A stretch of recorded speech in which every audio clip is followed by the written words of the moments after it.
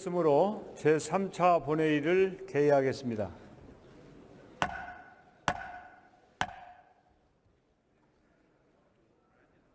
보고사항은 회의록에 게재하도록 하겠습니다. 의사일정 제1항 국정에 관한 교섭단체 대표연설을 계속하여 상정합니다. 오늘은 자유한국당의 대표연설을 듣도록 하겠습니다. 자유한국당 김성태 원내대표 나오셔서 연설해 주시기 바랍니다.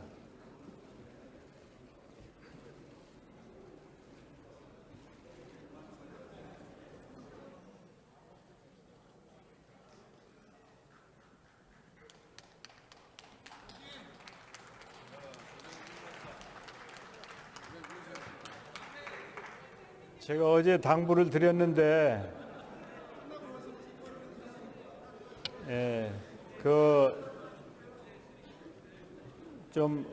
우리 의회의 품격을 유지하도록 그렇게 좀 잘 앞으로 노력합시다.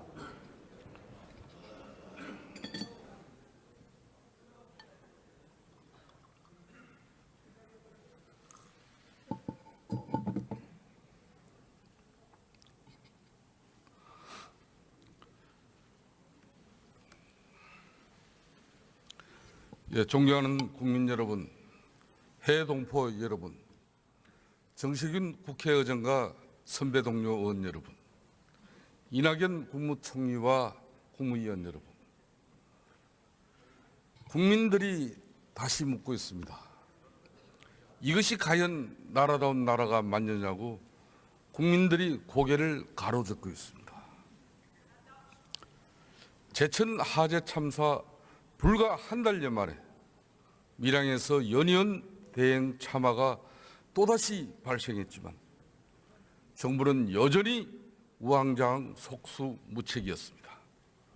이것이 대통령이 만들겠다던 안전한 대한민국이냐고 성난 국민들이 따져 물었지만 집권 여당은 남 탓하기에 급급한 모습만 보이고 있습니다. 최저임금 인상 여파로 가게 문을 닫아야 하나, 동네 사장님들 한숨은 깊어지고 알바생 취약계층 노동자들은 새벽부터 거리로 내쫓기고 있지만 정부는 여전히 뒷짐만 지고 있습니다. 1%에 머물던 물가 상승률이 지난 한 해 2배가 넘게 올라도 정부는 닥쳤던 게 지붕 쳐다보듯 허공만 바라보고 있습니다. 평창올림픽을 핑계로 김정은과 hen성월이 온 나라를 지락펴락 해집고 다녀도 정부는 꿀먹은 벙어리 마냥 멀뚱멀뚱 바라만 보고 있습니다. 한미관계, 한중관계, 한일관계, 블랙팜에 굴욕외교, 왕따외교 이어져도 정부는 남의 일인 양 강 건너 불구경하듯 하고 있습니다.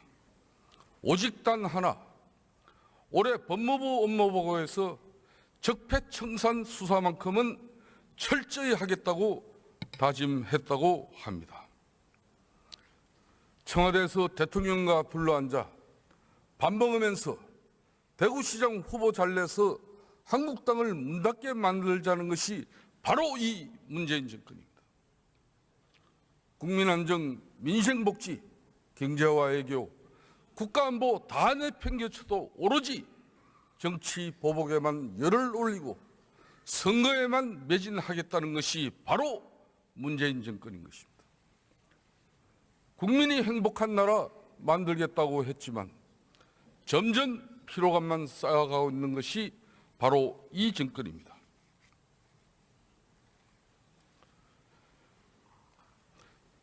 적폐청산 수사 철저히 하겠다면서 권영숙 여사 640만 불은 왜 꿀먹은 벙어리입니까? 이재명 성남시장 네이버 협찬 기부 40억 자금 세탁 의혹 수사는 엿바꿔 먹었습니까? 차병은 33억, 농협 36억, 두산 42억, 그 돈들이 다 어디로 갔습니까? 이것이 이 정권 인사들의 현주소이고 그걸 애써 모른 척하고 눈 감고 있는 게 검찰의 현실입니다. 이러고도 적폐청산 운운할 수 있겠습니까? 하루가 멀다고 계속되는 사회적 참사, 하늘 높을 줄 모르는 청년 실업, 자고 나면 올라가는 물가에 신음하는 국민 앞에 지하철 광고판에서 만면에 웃음 짓는 대통령 생일 광고는 틀림없이 올 연말 대한민국 광고 대상에 지목될 것입니다. 문재인 대통령님, 참으로 감축드립니다. 그것도 모자라 비싼 돈 들여 뉴욕 타임스퀘어에 대통령 광고라 내는 이 나라가 내 삶이 나아지는 나라입니까? 이게 국민이 행복한 나라입니까? 국민들이 다시 묻기 시작했습니다. 과연 이것이 나라다운 나라가 맞습니까? 존경하는 국민 여러분, 그리고 선배 동료 의원 여러분, 서울 강남의 한 아파트 경비원으로 일하던 김 씨는 새벽부터 일자리를 잃을 위기에 처했습니다. 비단 김 씨뿐만이 아니라 이 아파트 41개 동 94명 경비원 전원이 바로 어제자로 입주자 대표 회의로부터 일괄 해고 통보를 받았습니다. 16.4%, 1시간 일한 대가로 최저임금 7,530원을 받게 됐다고 잠시나마 좋아했지만 노동자들은 오히려 거리로 내몰리고 있습니다. 최저임금 인상이라는 그 당위의 명제에도 불구하고 화려한 레토릭만으로 포장된 문재인 정부의 정책 포퓰리즘이 감당하기에 현실은 너무도 치열하고 디테일은 여전히 부족하기만 합니다. 최저임금 미만의 임금 노동자 263만 7천 명 가운데 67.8%가 10인 미만 영세 사업장에 고용되어 있는 상황에서 최저임금 문제를 이들과 600만 자영업자의 제로섬 게임으로 만들어버린 이 정부의 정책적 미숙함과 무책임은 도대체 무엇을 먼저 탓해야 할지 할 말조차 잃게 만들어버립니다. 소상공인들과 자영업자들이 정부가 만든 일자리 안정기금을 이용하기만 하면 문제가 없다는 문재인 대통령의 안이한 현실 인식에는 숨이 턱턱 막힐 지경입니다. 이제 와서 신청률 0.7%에 불과한 이서나마나한 일자리 안정기금 신청서를 들고 애꿎은 공무원들만 이 엄동설안에 이리저리 뛰어봐야 이미 물은 엎질러져 버렸습니다. 지금이라도 업종별, 지역별로 최저임금을 차등 적용하는 방안에 대해 정부에서 적극적으로 검토해 주시기 바랍니다.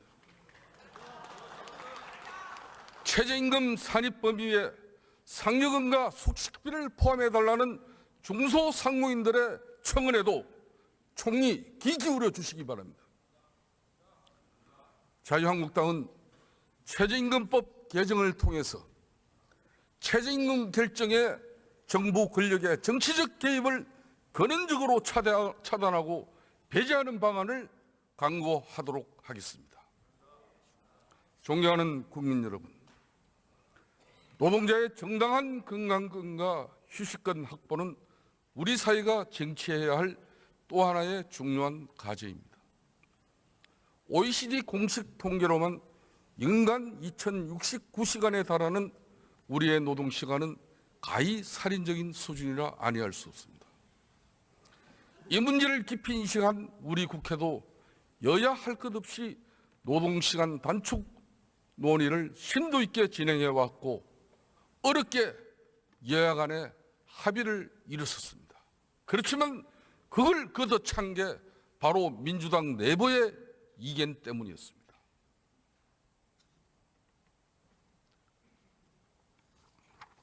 일주일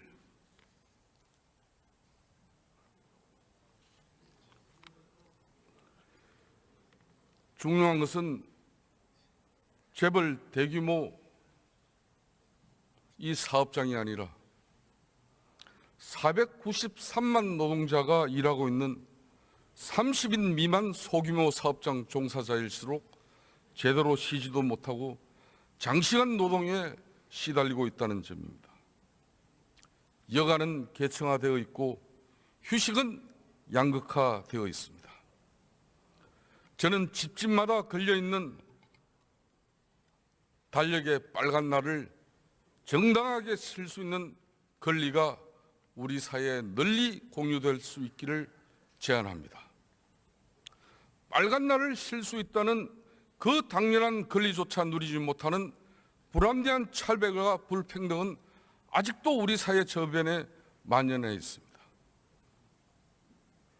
공공기관, 대기업 노조가 조직되어 있는 전국의 10.2% 사업장을 제외하고 나머지 90%를 차지하는 중소영세 사업장 노동자, 비정규직 노동자들에게 그 흔한 빨간 날조차 마음 편히 쉴 수 없는 이 빨간 날, 그런 빨간 날이 아니라는 이 엄혹한 사실을 우리 사회가 새삼 되돌아보기를 바랍니다. 노동시간을 단축하라는 근본 목적은 무엇보다 휴일을 휴일답게 정상화하는 것입니다. 추석이나 설 명절조차 자신의 연차 휴가로 쪼개어 쓸 수밖에 없는 전국의 800만 비정규직 노동자들과 1000만 중소영세 사업장 노동자들에게 빨간 날의 공휴일을 되돌려주는 사회가 되길 바랍니다. 누군가에게는 그림의 떡이 될 수 있는 빨간 날의 공휴일이 전 국민에게 차별 없는 빨간 날이 될 수 있는 세상, 그 누구도 차별 없이 살 수 있는 세상이 되기를 기대합니다.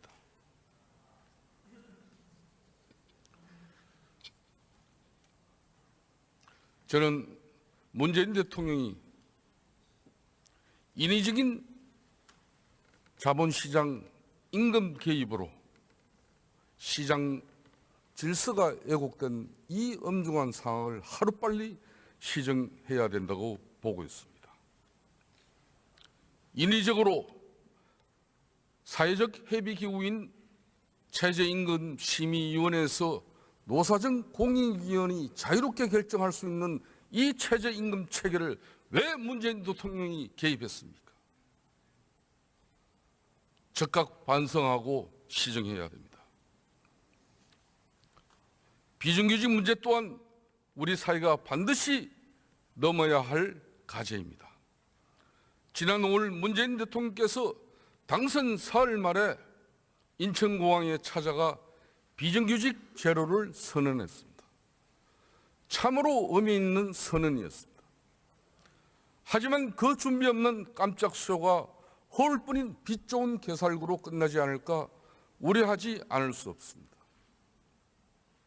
정규직 전환이 이미 남의 일이 되어버린 5만 명의 기간제 노동자들과 비정규직 제로가 아니라 비정규직 그대로인 노동자들이 느끼는 상대적 박탈감은 오히려 더 커지고 있고 결국 무늬만 정규직인 전환 대상 노동자들이 체감하는 상실감도 여전하기만 합니다.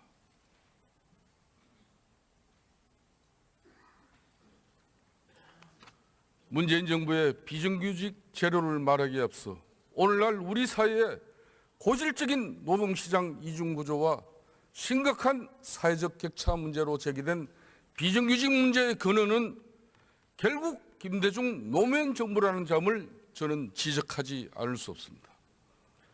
이른바 비정규직을 양산하는 계기가 되었던 1998년 입법과 비정규직을 확산하는 계기가 되었던 2006년 입법에 대해서는 민주당의 솔직한 입장 표명과 자기 고백이 선행돼야 할 것이라고 생각합니다. 장시간 저임금 불안정 노동은 여전히 우리의 노동 현실이고 모든 종류의 차별이 해소되지 않는 한 어떤 종류의 차별도 해소되지 않으리라는 점을 분명하게 지적하지 않을 수 없습니다.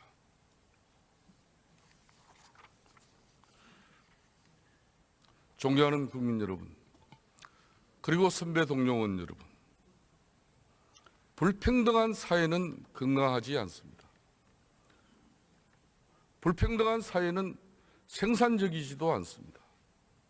살인적인 청년 실업에 금수저, 흑수저로 낙담하고 자조하는 젊은이들이 많아지는 사회는 결코 건강해질 수 없습니다.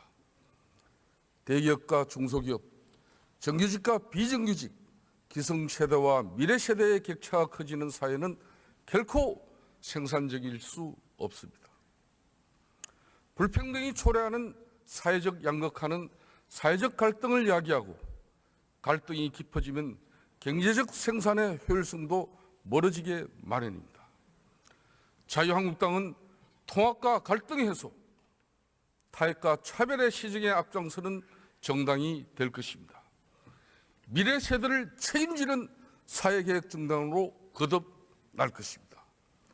장시간 노동을 바탕으로는 한국의 GDP가 막대한 노동 투입량으로 지탱되고 있음에도 불구하고 투입량 대비 생산성은 OECD 최하위 수준이라는 지적은 우리 사회의 생산 시스템을 다시 한번 되돌아보게 합니다.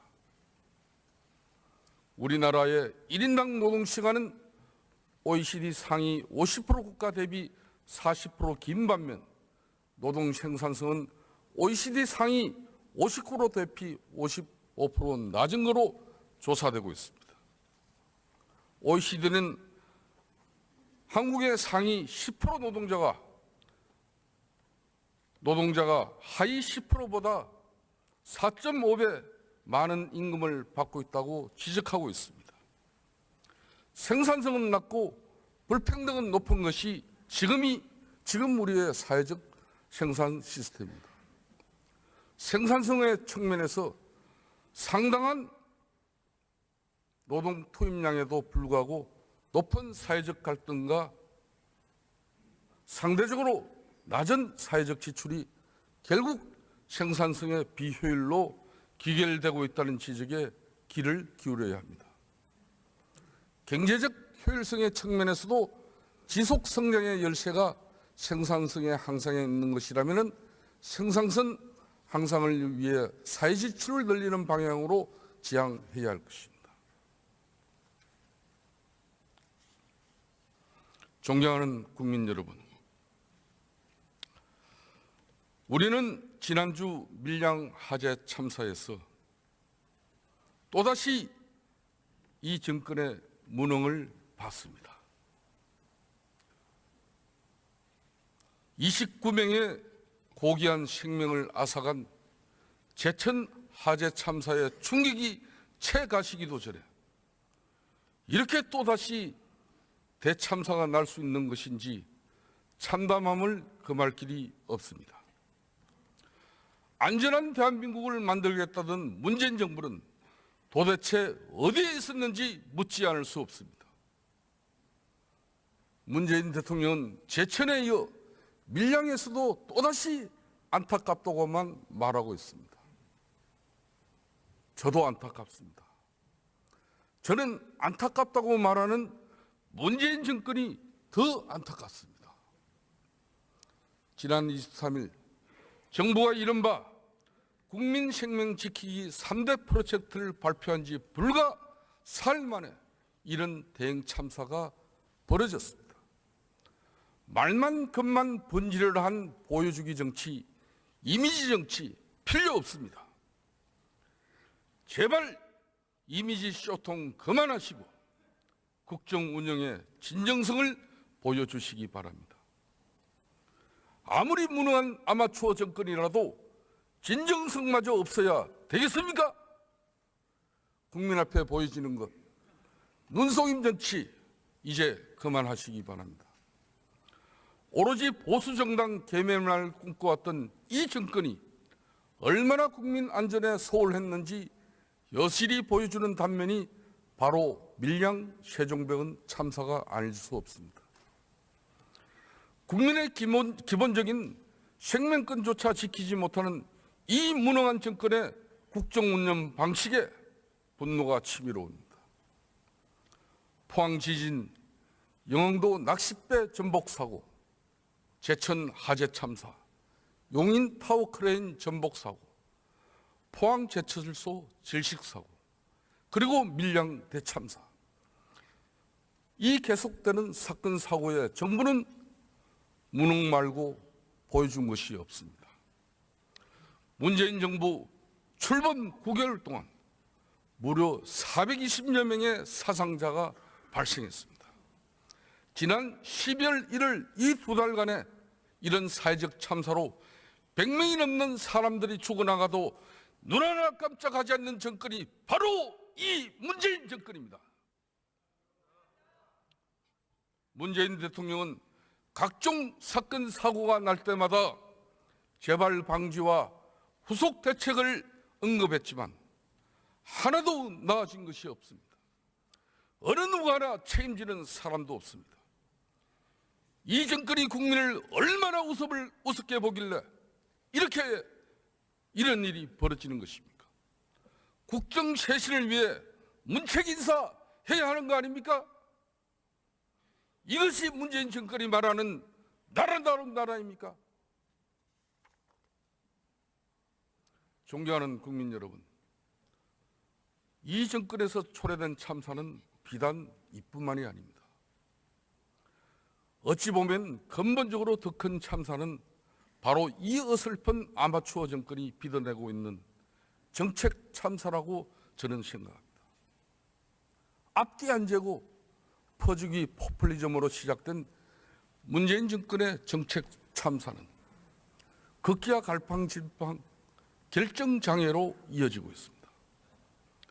대통령 말 한마디에 좌우되는 포퓰리즘으로 사회적 갈등은 극기와 오락가락 사회적 혼란으로 이어지고 있습니다.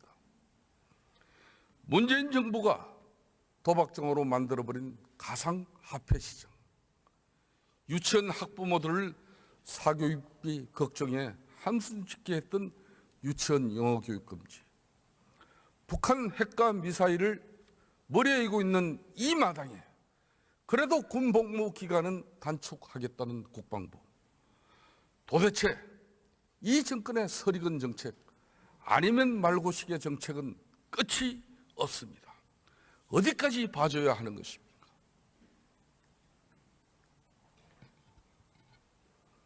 더 이상 무책임이 난무해서는 안 됩니다. 어설프고 섣부른 정책이 난무해서도 안 됩니다. 책임 있고 신중한 자세로 국정 운영에 임해 주시기 바랍니다. 안 도와주는 게 도와주는 것이라는 우스개처럼 대책을 만들지 않는 게 대책인 지경으로는 가지 말기 바랍니다. 이런 아마추어 정권에 나라를 맡겨놓아도 되는지 걱정과 안타까운 마음에 국민들과 우리는 밤잠을 이루지 못하고 있습니다. 문재인 정권의 포퓰리즘은 나라를 멍들게 하고 이 정권의 아마추어리즘은 국민들 마음을 멍들게 하고 있습니다. 과거 노무현 정권을 보면서 사람들은 모택동의 홍위병을 떠올렸지만 저는 문재인 정권을 보면서 모택동의 제4의 운동이 떠올랐습니다. 모택동이 들판의 참새를 보고 저 새는 해로운 새다라고 교시하자 1955년 중국 공산당과 정부는 모기, 파리, 쥐, 참새를 농업발전에 해로운 4가지 것으로 지정합니다. 1958년 이른바 제4의 운동은 전국으로 퍼져나갔고 중국 이민은 급기야 참새 2억 마리를 학살하는 지경에 이르렀습니다. 그러자 참새가 잡아먹던 메뚜기, 모기, 파리 떼는 급증했고 중국 역사상 최악의 대흉년이 발생했습니다. 아사자만 최대 4천만 명을 기록했다고 합니다. 정부는 집값을 잡겠다며 부동산 정책을 내놓았지만 정작 집값은 하늘 높은 줄 모르고 치솟아 오르고 있습니다. 강남 집값 잡겠다면서 자사고 특목고 폐지로 오히려 강남 집값에 기름을 들이붓고 있는 것이 바로 어처구니 없는 이 정권입니다. 은발의 오줌 누기식의 단기 처방이 남발되면서 부동산 시장에 양극화는 오히려 심화될 조짐마저 보이고 있습니다. 정책은 이상이 아니라 현실입니다. 당위에 매몰돼서 현실을 외면하고 실패를 자주 하는 어리석음은 피해 주시기 바랍니다. 대통령 말 한마디에 불필요한 사회적 갈등과 비용만 초래했던 시골의 오리코기와 탈원전 정책은 현실보다 이념을 앞세운 철부지 같은 정책 아마추어리즘 그 대표적인 사례가 아닐 수 없었습니다. 어느 나라 대통령이 힘들게 키워온 국가 경쟁력을 이렇게 걷어차버리는 경우가 어디에 있습니까? 문재인 대통령과 민주당은 답해 보시기 바랍니다. 존경하는 국민 여러분, 선배 동료 의원 여러분, 우리가 간과하지 말아야 할 것이 있습니다.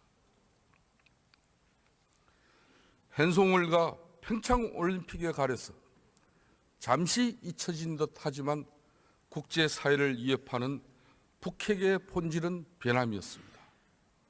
지금 우리에게 북한의 핵 위협보다 더 큰 국가적 위기는 없습니다.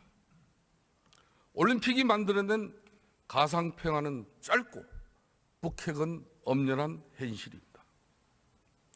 올림픽 전야를 대대적인 군사 퍼레이드로 장식하겠다는 김정은에게 더 이상 무슨 대화를 기대할 수 있겠습니까?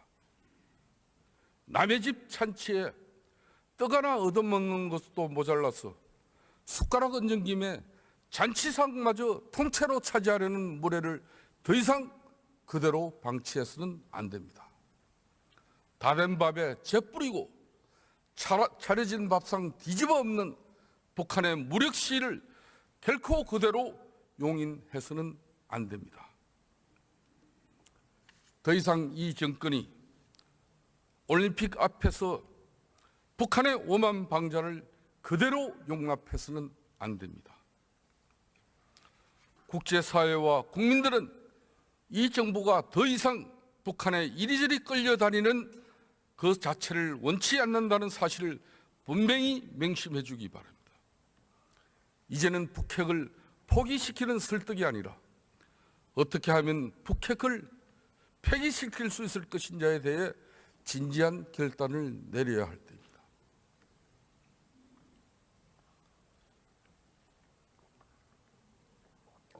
김정은과 대화를 통해서 핵 포기를 설득시킬 수 있다는 순진하고도 낭만적인 기대는 이제 단순하게 접어야 합니다.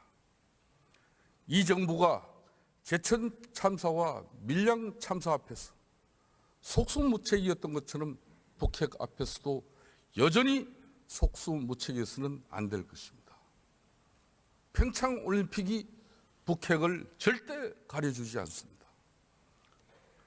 북한이 하자는 대로 끌려만 다니는 올림픽 애교로는 대화도 북핵 포기도 결코 얻어낼 수 없습니다.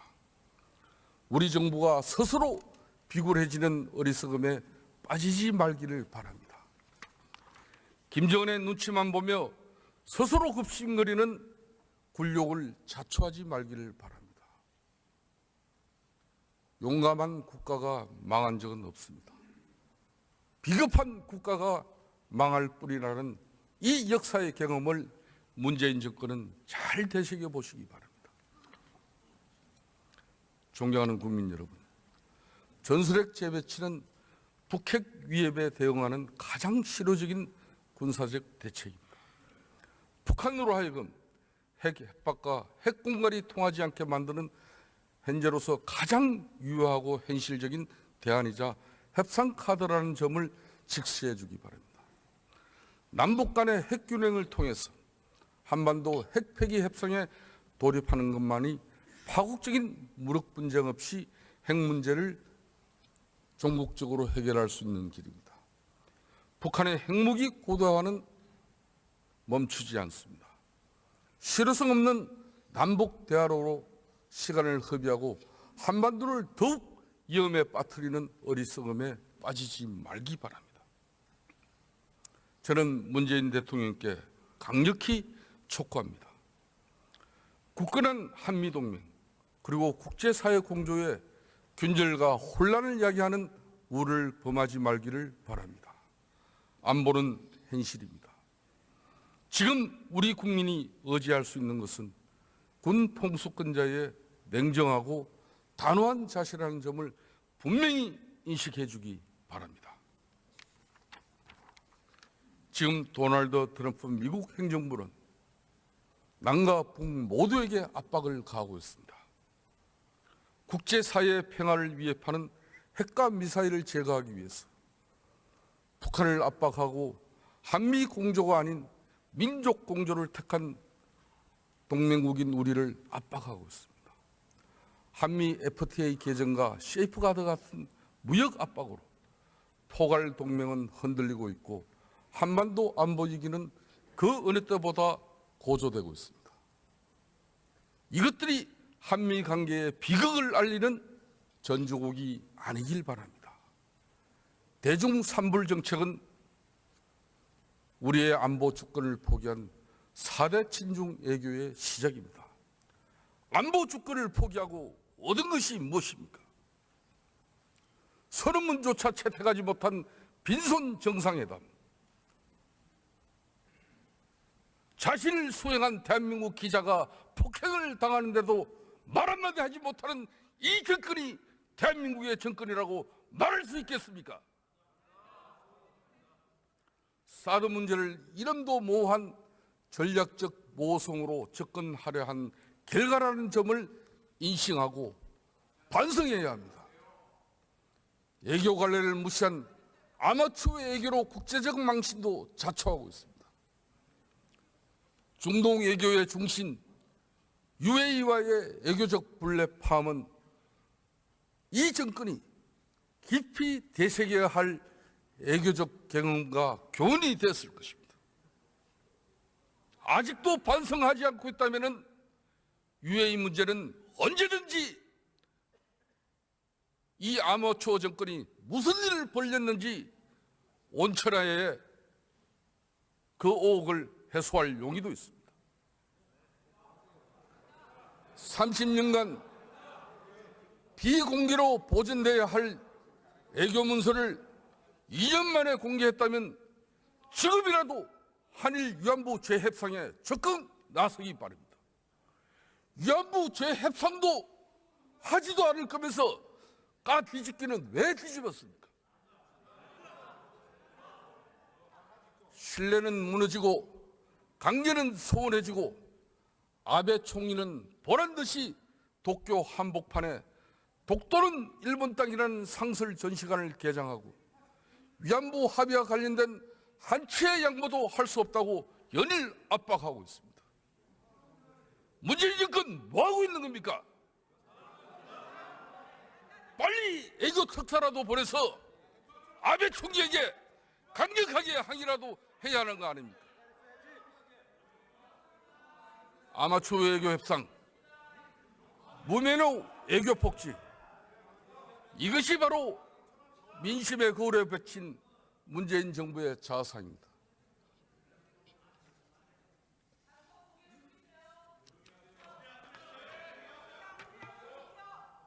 자성하고 반성하면서 제1야당 원내대표의 대국민 전설을 경청해 주시기 바라겠습니다. 이 정권에 하나만 묻겠습니다.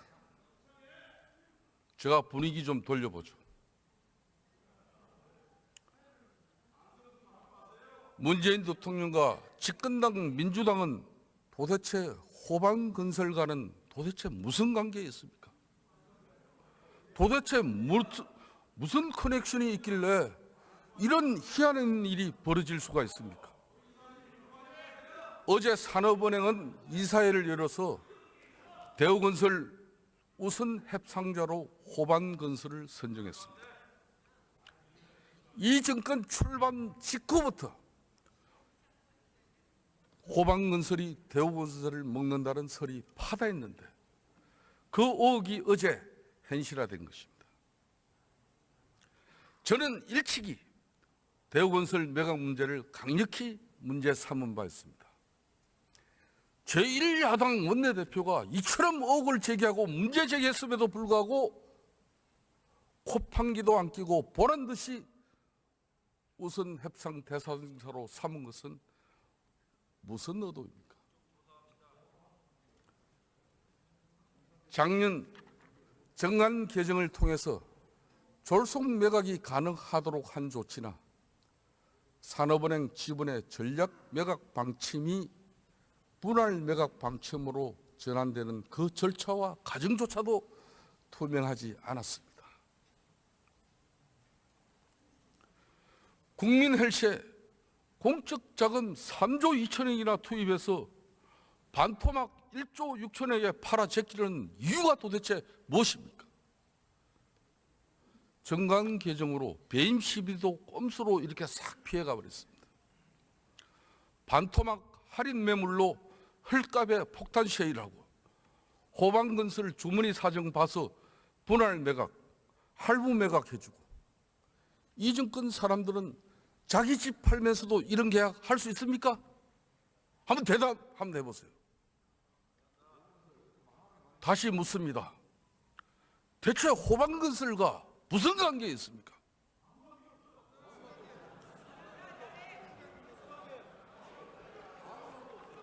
문재인 정부가 초래한 4분 5일은 이분만이 아닙니다. 정치보복, 정책보복, 인사보복으로 만드는 문재인 정권의 두 국민 정치는 또다시 진정을 나누고 경계를 설정하고 국민들을 편가르게 하고 있습니다. 전임 정권을 겨냥해 개멸적 수준의 청산을 시도하면서 전방위적으로 노골적인 이 정권의 한풀이 보복 정치는 가히 문재인 사활을 만들어내고 있습니다. 대중권력을 앞세운 인민재판식 여론몰이로 공론장의 민주주의를 훼손하고 진영의 구미에 맞는 문파 포퓰리즘으로 홍위병 정치를 시도하고 있습니다. 분노를 앞세워 적대를 부추기고 대통령이 앞장서서 반목과 정오를 선동하고 있습니다. 안보와 산업화를 통해서 나라의 중심을 지켜왔던 이 땅의 보수를 수구와 적폐로 몰아세우는 문재인 정권의 정치적 목표가 국정을 운영하겠다는 건지 아니면 한풀이에 매진하겠다는 것인지 더 이상 집권자의 위치와 소임을 망각하지 말기 바랍니다. 나라를 4분 5일 하는 보복 정치, 두국민 정치는 이제 적극 그만두기 바랍니다. KBS, MBC 공영방송 사장을 굴비 엮듯 엮어서 끌어낸 문재인 정권입니다.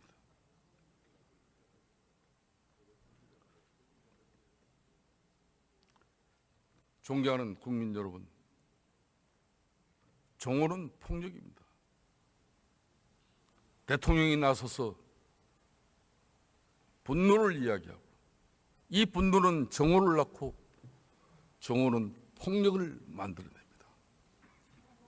나와 다른 것, 내가 속하지 않은 것, 진정의 경계를 넘어섰다는 이유로 이들을 적폐란 허울에 가두고 국민들에게 더 이상 정오와 분노를 전파하지 말기 바랍니다.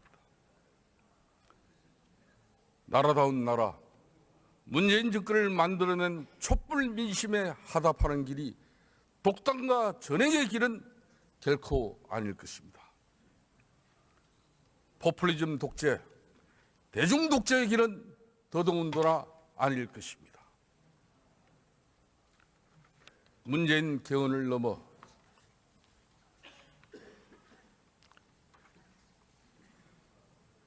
이제는 포퓰리즘 독재를 넘어서 의회 정치를 복원해야 됩니다. 집권 여당에 맞서 청와대가 가이드라인을 제시하고 대통령이 전국을 주도하는 권위주의적 민중주의를 극복하고 지향적 대통령 정치를 반드시 넘어서야 합니다. 대통령이 독주하고 정부 여당이 일사불란하게 따라가는 정치는 이제 더 이상 만들어져서는 안 됩니다. 지난 30년 우리의 역사적 경험을 다시 한번 되돌아봐야 합니다. 현행 헌법에 따른 권력구조가 제왕적 대통령이거나 아니면 포퓰리즘 독재로 기결될 수밖에 없었던 상황을 우리는 여전히 목도하고 경험해 왔습니다. 이것은 권력 운영의 문제라기보다 전적으로 제도적인 요인에서 기인하는 문제라고 저는 생각합니다. 이 두 가지 함정을 그대로 남겨두어서는 안 됩니다. 이제는 국민 위에 군림하는 제왕이 나와서도 안 되지만 국민 눈치만 살피는 포퓰리스트도 나와서는 안 될 것입니다. 절차적 민주주의가 확보된 이후의 과제는 민주주의의 실질적 내용을 채워나가는 것에 있을 것입니다. 권력이 국민 앞에 정치적 책임을 다할 수 있도록 제도적인 뒷받침이 모색되어야 할 것입니다. 존경하는 국민 여러분, 선배 동료 의원 여러분, 지난 87년 우리는 6월 민주항쟁을 통해서 대통령 직선제를 골자로 하는 민주헌법을 쟁취했습니다. 공정한 규칙을 절차적으로 제도화하고 국가 권력의 민주적 정당성을 확보하는 데 초점을 맞춘 87년 헌법은 이후 30년 동안 우리 사회의 민주적 발전을 도모하고 우리 정치의 민주적 성숙을 완성해 가는데 크게 기여해 왔습니다. 하지만 이제 우리는 절차적 민주주의의 완성에 초점을 맞춰온 이 87년 체제를 발전적으로 극복하고 실질적 민주주의를 공고화하는 데 있어 우리 사회가 지향해야 할 새로운 정치사적 과제를 부여받고 있습니다. 그중에서도 우리는 이른바 제왕적 대통령제의 폐해로 나타난 현행의 대통령 중심제를 넘어서 포스트 87년 체제를 담보할 권력의 구조 틀 안에서 어떠한 내용과 가치를 담아 제도로서 그것을 안착시켜 가야 할 것인지 하는 정치적 과제에 직면하고 있습니다. 새로운 권력 구조를 통해서 민주정치 이념을 제도적으로 구현하고 우리 사회가 우선적으로 획득해야 할 공통의 민주적 가치를 실현해 가는데 주력해야 할 것입니다. 정치 권력의 책임성 강화, 선거 연령 하향을 통한 창정권 확대, 사회적 민주화에 대한 깊은 철학적 성찰이 새 헌법에 녹아 스며들기를 희망합니다. 자유한국당은 미래 세대를 책임지는 사회개혁 정당으로서 선거 연령 하향과 사회적 평등권 확대에 결코 소홀하지 않을 것입니다. 선거 연령 하향에 따른 학교의 정치화에 대한 우려는 취학 연령 하향으로 불식해 가도록 할 것입니다. 조기 취학은 18세 유권자가 교복 입고 투표하는 상황도 초래하지 않을 뿐만 아니라 우리 아이들을 키우는 영유아 학부모들의 보육 부담을 완화하는 데도 크게 기여할 것입니다. 7살 조기 취학으로 만 18세의 고등학교를 졸업하고 선거 연령 18세로 인하하는 자유한국당 이 사회적 계획에 대해서 국민 여러분들과 의원 여러분들도 함께 해 주실 것이라고 저는 확신합니다. 개헌은 2030 미래 세대와의 약속입니다. 새 시대를 열어가는 개헌이 되어야 할 것입니다. 제왕적 대통령제의 폐단을 극복하고 분권형 헌법 개정으로 대한민국의 새로운 미래를 열어가야 할 것입니다. 권력구조 개편과 더불어서 선거구제 개편, 권력기관 개편을 함께 추진해 가도록 하겠습니다.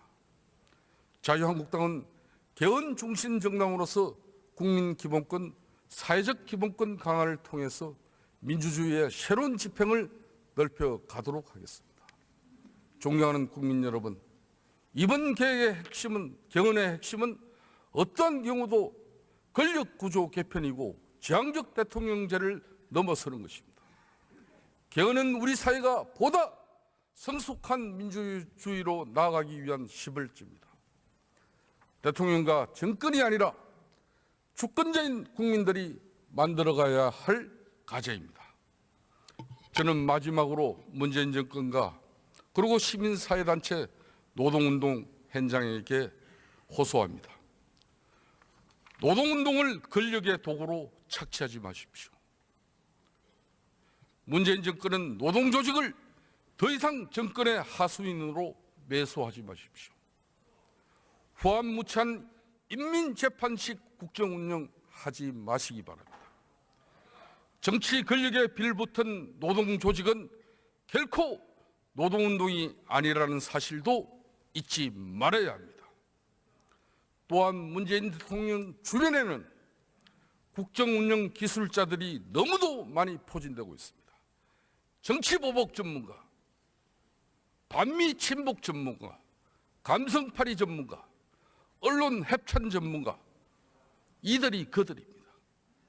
나라 꼴이 말이 아닙니다.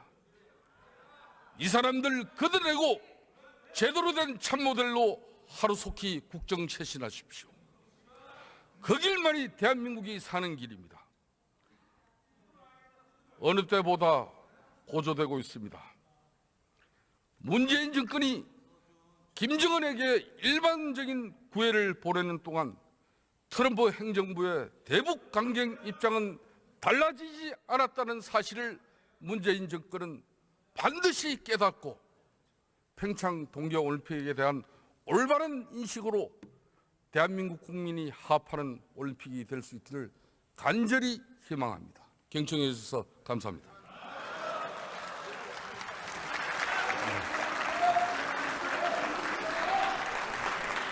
예, 김성태 원내대표 수고하셨습니다.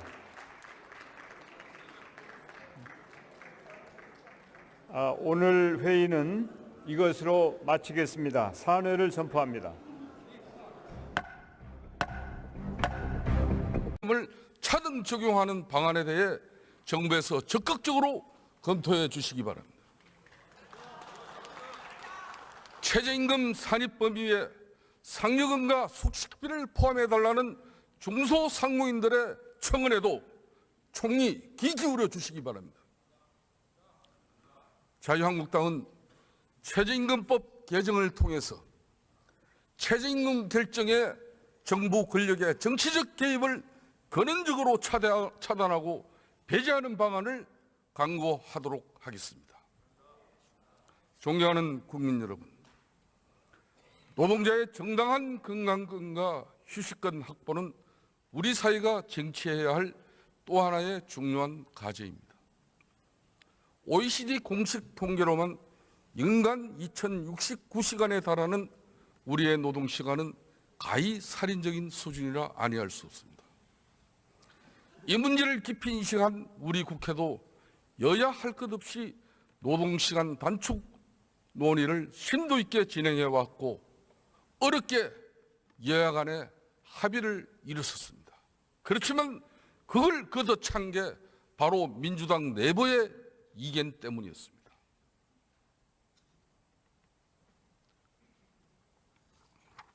일주일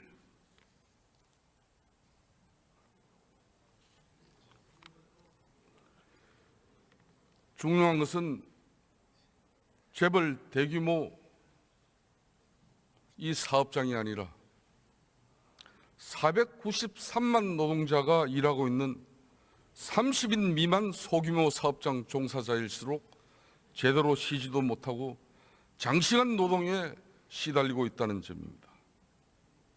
여가는 계층화되어 있고 휴식은 양극화되어 있습니다.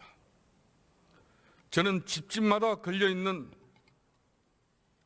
달력의 빨간 날을 정당하게 쓸 수 있는 권리가 우리 사회에 널리 공유될 수 있기를 제안합니다. 빨간 날을 쓸 수 있다는 그 당연한 권리조차 누리지 못하는 불합리한 차별과 불평등은 아직도 우리 사회 저변에 만연해 있습니다. 공공기관 대기업 노조가 조직돼 있는 전국의 10.2% 사업장을 제외하고 나머지 90%를 차지하는 융세, 중소영세 사업장 노동자, 비정규직 노동자들에게 그 흔한 빨간 날조차 마음 편히 쉴 수 없는 이 광고 대상에 지목될 것입니다. 문재인 대통령님, 참으로 감축드립니다. 그것도 모자라 비싼 돈 들여 뉴욕타임스퀘어의 대통령 광고라 내는 이 나라가 내 삶이 나아지는 나라입니까? 이게 국민이 행복한 나라입니까? 국민들이 다시 묻기 시작했습니다. 과연 이것이 나라다운 나라가 맞습니까? 존경하는 국민 여러분, 그리고 선배 동료 의원 여러분, 서울 강남의 한 아파트 경비원으로 일하던 김 씨는 새벽부터 일자리를 잃을 위기에 처했습니다. 비단 김 씨뿐만이 아니라 이 아파트 41개 동 94명 경비원 전원이 바로 어제자로 입주자 대표 회의로부터 일괄 해고 통보를 받았습니다. 16.4%, 1시간 일한 대가로 최저임금 7,530원을 받게 됐다고 잠시나마 좋아했지만 노동자들은 오히려 거리로 내몰리고 있습니다. 최저임금 인상이라는 그 당위의 명제에도 불구하고 화려한 레토릭만으로 포장된 문재인 정부의 정책 포퓰리즘이 감당하기에 현실은 너무도 치열하고 디테일은 여전히 부족하기만 합니다. 최저임금 미만의 임금 노동자 263만 7천 명 가운데 67.8%가 10인 미만 영세 사업장에 고용되어 있는 상황에서 최저임금 문제를 이들과 600만 자영업자의 제로섬 게임으로 만들어버린 이 정부의 정책적 미숙함과 무책임은 도대체 무엇을 먼저 탓해야 할지 할 말조차 잃게 만들어버립니다. 소상공인들과 자영업자들이 정부가 만든 일자리 안정기금을 이용하기만 하면 문제가 없다는 문재인 대통령의 안이한 현실 인식에는 숨이 턱턱 막힐 지경입니다. 이제 와서 신청률 0.7%에 불과한 이스라마나한 일자리 안정기금 신청서를 들고 애꿎은 공무원들만 이 엄동설 안에 이리저리 뛰어봐야 이미 물은 엎질러져 버렸습니다. 지금이라도 업종별, 지역별로 최저임금 습니다. 1%에 머물던 물가 상승률이 지난 한 해 2배가 넘게 올라도 정부는 닥쳤던 게 지붕 쳐다보듯 허공만 바라보고 있습니다. 평창올림픽을 핑계로 김정은과 hen성월이 온 나라를 지락펴락 해집고 다녀도 정부는 꿀먹은 벙어리 마냥 멀뚱멀뚱 바라만 보고 있습니다. 한미관계, 한중관계, 한일관계, 블랙팜에 굴욕외교, 왕따외교 이어져도 정부는 남의 일인 양 강 건너 불구경하듯 하고 있습니다. 오직 단 하나, 올해 법무부 업무보고에서 적폐청산 수사만큼은 철저히 하겠다고 다짐했다고 합니다. 청와대에서 대통령과 둘러앉아 밥 먹으면서 대구시장 후보 잘내서 한국당을 문 닫게 만들자는 것이 바로 이 문재인 정권입니다. 국민안정, 민생복지, 경제와 외교, 국가안보 다 내팽개쳐도 오로지 정치 보복에만 열을 올리고 선거에만 매진하겠다는 것이 바로 문재인 정권인 것입니다. 국민이 행복한 나라 만들겠다고 했지만 점점 피로감만 쌓여가고 있는 것이 바로 이 정권입니다.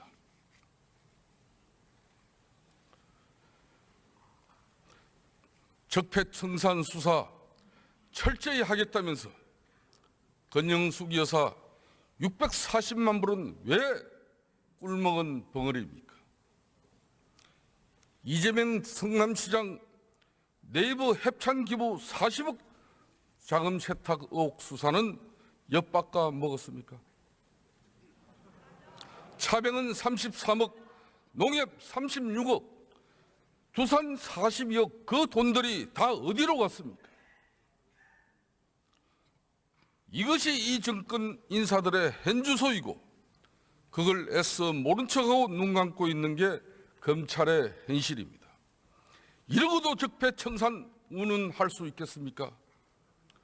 하루가 멀다고 계속되는 사회적 참사, 하늘 높을 줄 모르는 청년 실업, 자고 나면 올라가는 물가에 신음하는 국민 앞에 지하철 광고판에서 만면에 웃음 짓는 대통령 생일 광고는 틀림없이 올 연말 대한민국 빨간 날, 그런 빨간 날이 아니라는 이 엄혹한 사실을 우리 사회가 새삼 되돌아보기를 바랍니다. 노동시간을 단축하라는 근본 목적은 무엇보다 휴일을 휴일답게 정상화하는 것입니다. 추석이나 설 명절조차 자신의 연차 휴가로 쪼개어 쓸 수밖에 없는 전국의 800만 비정규직 노동자들과 1000만 중소융세사업장 노동자들에게 빨간 날의 공휴일을 되돌려주는 사회가 되길 바랍니다. 누군가에게는 그림의 떡이 될 수 있는 빨간 날의 공휴일이 전 국민에게 차별 없는 빨간 날이 될 수 있는 세상, 그 누구도 차별 없이 살 수 있는 세상이 되기를 기대합니다.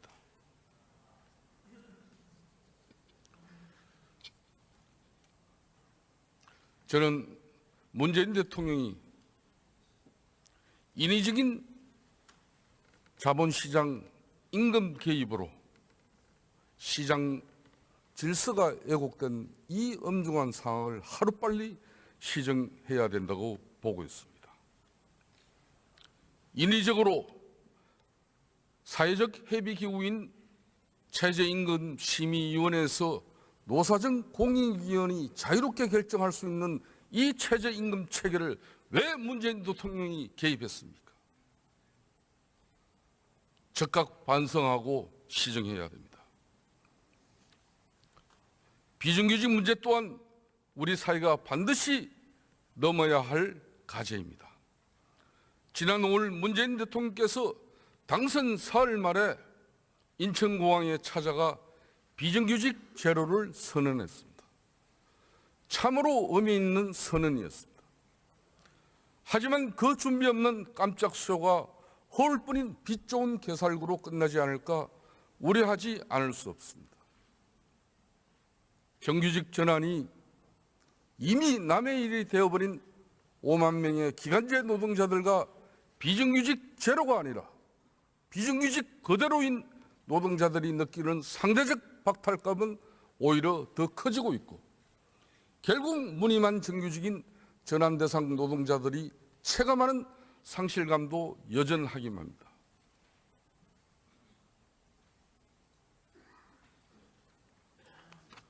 문재인 정부의 비정규직 제로를 말하기에 앞서 오늘날 우리 사회의 고질적인 노동시장 이중구조와 심각한 사회적 격차 원이 되었으므로 제3차 본회의를 개의하겠습니다.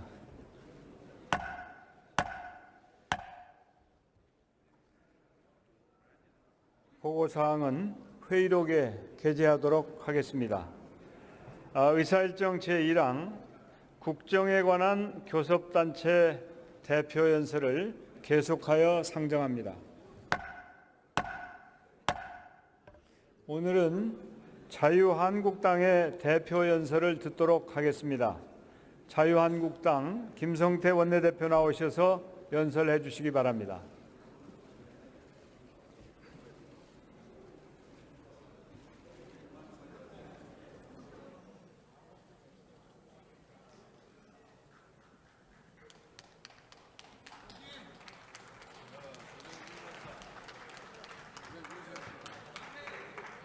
제가 어제 당부를 드렸는데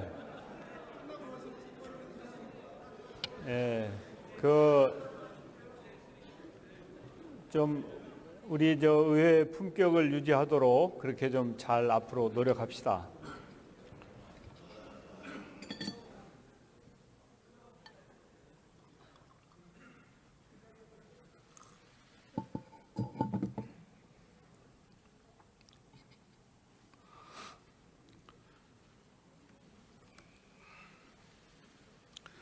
예, 존경하는 국민 여러분, 해외 동포 여러분, 정식윤 국회의장과 선배 동료 의원 여러분, 이낙연 국무총리와 국무위원 여러분, 국민들이 다시 묻고 있습니다. 이것이 과연 나라다운 나라가 맞느냐고 국민들이 고개를 가로젓고 있습니다. 제천 하재 참사 불과 한 달여 만에 밀양에서 연이은 대행 참화가 또다시 발생했지만 정부는 여전히 우왕좌왕 속수무책이었습니다. 이것이 대통령이 만들겠다던 안전한 대한민국이냐고 성난 국민들이 따져 물었지만 집권 여당은 남탓하기에 급급한 모습만 보이고 있습니다. 최저임금 인상 여파로 가게 문을 닫아야 하나, 동네 사장님들 한숨은 깊어지고 알바생 취약계층 노동자들은 새벽부터 거리로 내쫓기고 있지만 정부는 여전히 뒷짐만 지고 있습니다.